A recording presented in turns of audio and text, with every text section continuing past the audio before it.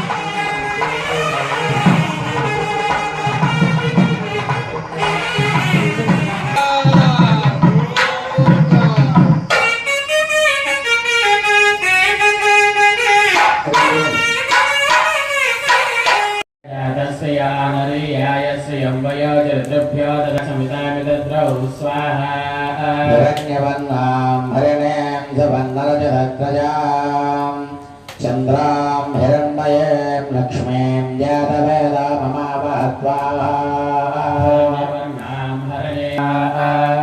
महावह जातवेदा लक्ष्मीमनपगामिनीं यस्यां हिरण्यं विन्देयं कामत्वं पुरुषानहं स्मितां हिरण्यप्राकारामार्द्रां ज्वलन्तें तृप्तां दर्पयन्ते पद्मे स्थितां पद्मवर्णां तामिह पप्पये त्रियं स्वाहा प्रकाशां यशसाज्वलन्तें श्रियं लोके स्वाहा आदित्यवर्णादपसो जातो वनस्पतिस्तव वृक्षोदबिल्वः